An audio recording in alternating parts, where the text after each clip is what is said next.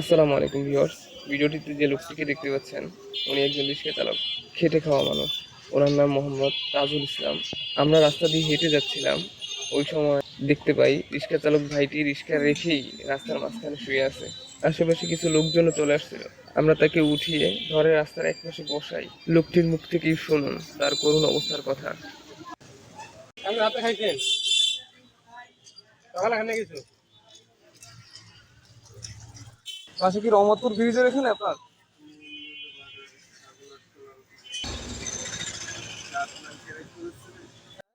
হ্যাঁ হ্যাঁ, 7 মাইল, ওই যে বরিশাল ক্যাডেট কলেজ সেখানে। আমার একটা মেয়ে আছে, ছোট ভাই আছে, আর বউ আছে, আর আমার দুই সংসারটা চলে যায়। আমি ছোট ভাই না, মেয়ে আছে একটা। ভাই আমি ধরেন 3 বছর ধরে এই দিকে গাড়ি চালাই।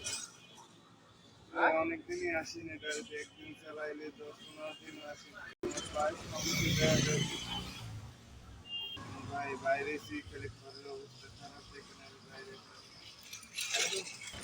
এখন আপনার পায়ে কি অপারেশন হয়েছে নাকি? চাই চালাইতে পুরো ভাই, এখান থেকে রথ উঠেন না উঠেন না, বাইরে গেছিল ভাই। আর রিস্কা আপনার ডিজেল না? রিস্কা নিজের না? ভাড়ায় চালায়, ভাড়ায় ভাই। যারা একবেলা ভাত খেয়ে কষ্ট হয়ে যায় তাদের এই চিকেন সামর্থ্য আছে। অবশ্যই কি রিস্কা চালাইতে পারে? ভাই রিক্সা ড্রাইভারে কত টাকা ভাড়া করা লাগে? কত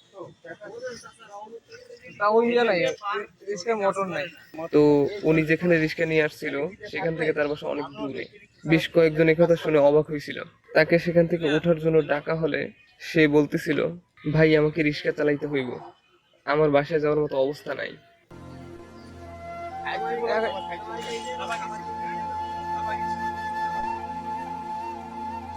শোনেন, একবার একটু ভাবুন কতটা খারাপ পরিস্থিতির মধ্যে থাকলে একটা মানুষ এরকম বলতে পারে। ভাইটি আমাকে বলছিল কিছু চালের ব্যবস্থা করলে তিনি বাড়িতে যেতে পারবে। সাধ্য অনুযায়ী তাকে সহায়তা করার চেষ্টা করছি। চাল এবং বাসায় যাওয়ার ব্যবস্থা করলে মনে হচ্ছিল উনি যেন প্রাণ ফিরে পেল।